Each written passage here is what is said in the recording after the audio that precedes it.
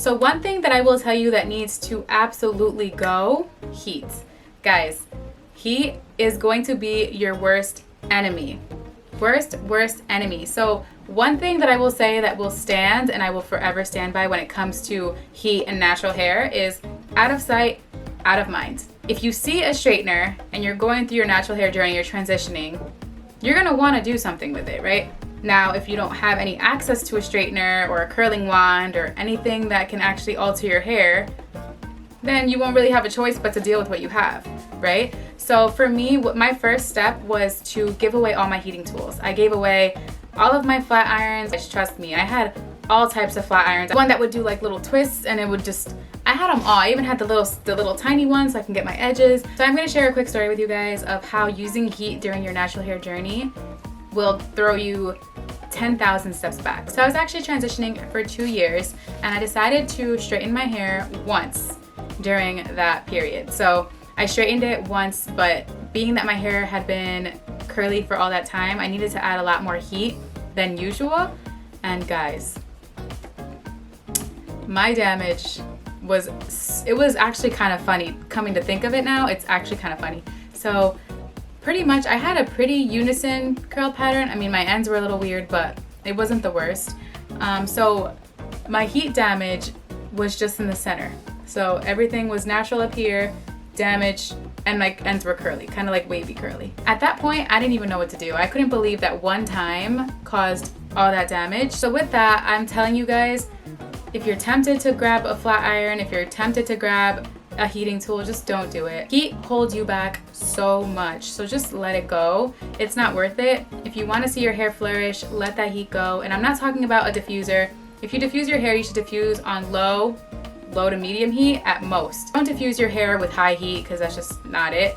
Again, diffusing is not direct heat as a flat iron would be, but still, I would still recommend using the lower heat settings. So as far as heat, guys, I do not recommend it. I know some people, they're different. I know that some hair is different. Some hair can actually tolerate more heat than others.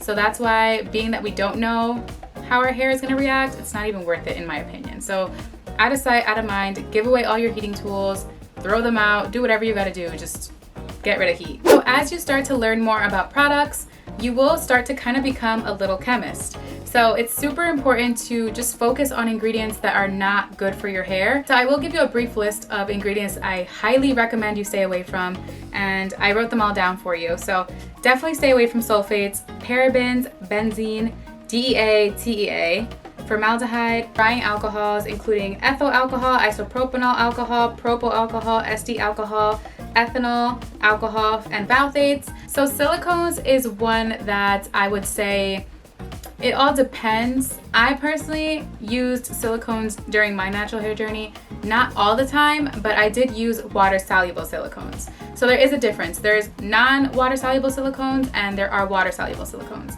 So the type that I used is easily dissolved by water. So it is easy to wash out with a mild shampoo and even sometimes with a co-wash. So non-water soluble silicones cannot be removed with just water. So that on its own kind of creates a more plastic-like film on your hair. So it's just, no. You don't want to use something that's just going to create a film on your hair, because what that'll do is it won't allow other products that you put into your hair to actually penetrate into your hair.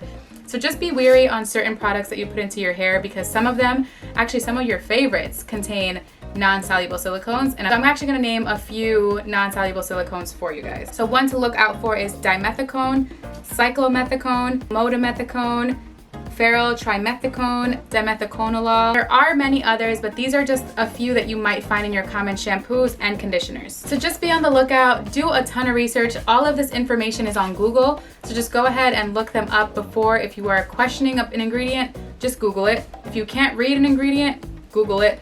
Google everything. I literally Google everything. So just look up certain ingredients that you might be confused about. Over time, you will gain a lot of knowledge and you won't even have to Google things. You already know this is not water soluble, this is a drying alcohol, you know all of that. So just continue to do research. You kind of become a little chemist. I say that all the time. My friends actually call me their little chemist. They'll actually DM me or even ask me about certain ingredients before they even ask Google. So go ahead and do your research before putting any ingredient that you're not sure of on your hair or even skin. So one thing that I find very, very important is building a curly hair routine. So I know that sounds very simple, but a lot of people don't know what a common curly hair routine should look like. So I'm here to help. So the first step is definitely you should be shampooing your hair. I don't care what anybody says, you should shampoo your hair at least once a week. Once a week is perfectly fine, but do not completely eliminate shampoos from your hair care routine.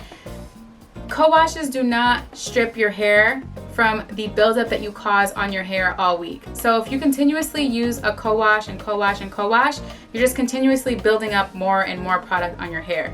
What you need is to shampoo your hair once a week. Make sure that the shampoo is sulfate free.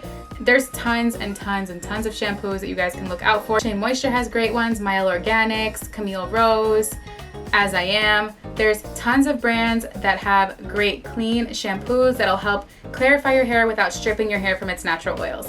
So first, what I recommend is a shampoo, and what I would also recommend is conditioning your hair. Conditioning, you can use it as a detangler. It's very important because conditioners help bring moisture back into your hair. So when looking for a shampoo, you can always look for the paired conditioner. Try the two together and see how it feels. But the conditioner should always have a lot of slip to help you detangle your hair in the process. So next, what I recommend, I know a lot of people don't actually condition their hair before deep conditioning. I personally do. I feel like it doesn't have any negative effects. If anything, I feel like it's a double moisture there. A lot of people actually use the deep conditioner as their conditioner, but I like to do it this way. So first, shampoo, condition, deep condition. When it comes to deep conditioning, if you have low porosity hair, I highly, highly, highly recommend that you sit under a hooded dryer or even just add any type of heat in any way. You can sit with a plastic bag on your head and just add your blow dryer and just add heat that way, and that will work. You can also heat up a towel, just wet a towel, put it in the microwave, and then put it on your head on top of it. Well, put your hair in a plastic cap and then put it on your head, and that'll also help. Just have your hair in a towel. That also helps because the heat from your own head will actually heat up the deep conditioner in your head. So that's also a good option. I actually have a whole video on that if you could check that out. And last but not least, styling. So styling is going to vary. All of this is actually going to vary based on what products work for you. So for me personally, I sometimes use a leave-in, I sometimes don't. I sometimes use a styler, sometimes I don't. So when it comes to styling your hair, it's all going to be based on what works for you. For me, I lately have been using a leave-in, a styler, and a gel. That right now has been working for me. Sometimes my hair is just like, I'm good on just a leave-in and a gel. Sometimes it's just good with just a cream. I like to add a gel, sometimes I just do a cream. So it's all gonna vary. When it comes to your styling routine, just try different products and see how it works. This is a good example of what your routine should look like. Definitely shampoo, condition, deep condition, and style. What I recommend for you guys that definitely worked really well for me is having a journal. So I would journal the products that worked for me, the cocktails that I did that day, anything that worked, things that didn't work, just so I had it all documented so I know what not to do for the next time or what to do for the next time. Sometimes we create curly cocktails that make our curls look bomb and then we don't remember. So what I find very, very helpful is to document all of that. Even if you don't want to buy a journal, just write it down on your phone in your notes and just document it, because that way it's going to be very, very difficult for you to keep making the same mistake twice. See, me, on the other hand, I did not at first. So I would say, I would continuously buy things. I'm like, I think this works. I'm not sure if this works. If I don't document these things, I won't know. So very, very important for you guys to have a journal, or just to even write it down in a notebook, anywhere, even just in your bedroom, write it somewhere. Just write it down. It's very, very important to write things down.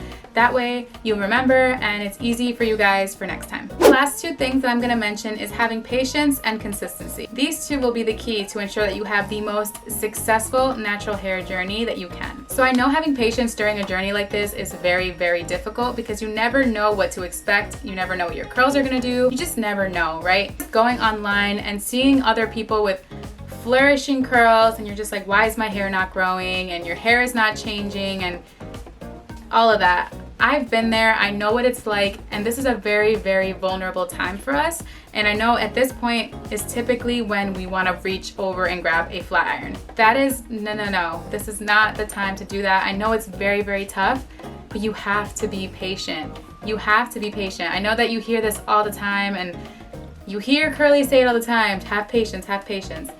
You have to be patient. You have to be very, very patient, and it's gonna be a slow, steady journey.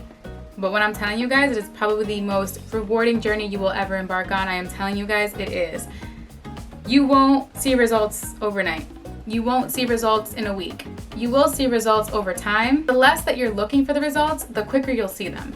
If you just go with the flow with this journey, you will see results a lot sooner. But sitting and waiting for results to happen, it's gonna drive you crazy. It's gonna drive you absolutely nuts. Yeah, you might have caused your damage overnight, but your curls will not come back overnight. And that's something that you have to instill in yourself. And that goes back to the mental part. If you're mentally in a state where you have no patience and you're just freaking out, you want things to happen so quick, it's just a recipe to fail. My biggest suggestion to you, if you are ever tempted to pick up a flat iron, a curling wand, a blow dryer, and just straighten the heck out of your hair, just think about why you started. Think about why you even wanted to embark on your natural hair journey. Think about what your curls could be.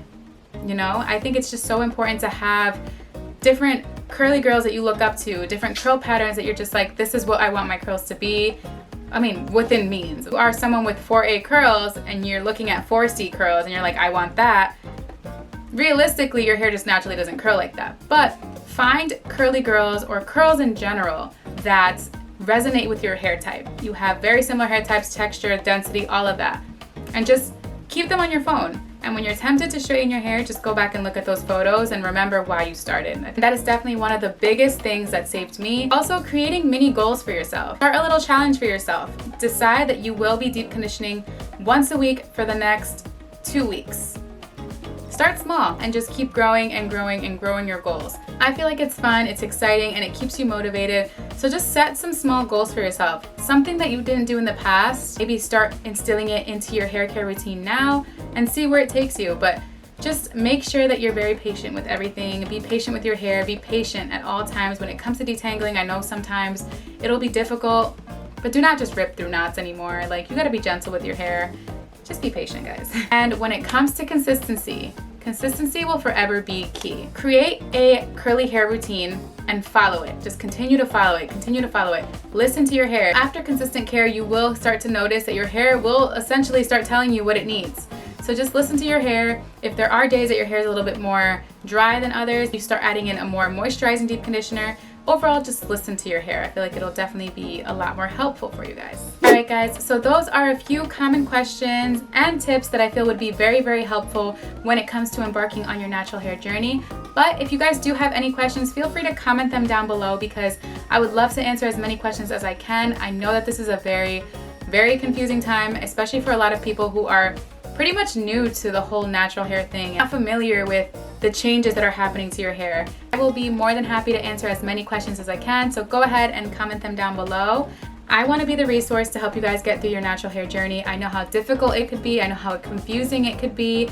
So if you have any questions, also reach out to me on my Instagram page. Go ahead and DM me and I will get to all the DMs that I can as soon as I can. I also have a lot of answers on my feed as well. A lot of the times I have already answered them on my feed. So go ahead and check out my Instagram if you have any more questions regarding any of this or my journey. Go check it out. But that is all for today's video. I hope you guys liked it and I hope it was very, very helpful. Again, let me know if there's anything that I missed. Go ahead and comment them down below and I might make a second part to this video. But I would love to try to put out as much knowledge as I can when it comes to going through a natural hair journey because I know how confusing and how lost you can feel during this journey. So I would love to be the source and the light to guide you guys through this journey. Thank you guys so much for watching and I will see you guys in my next video. Bye.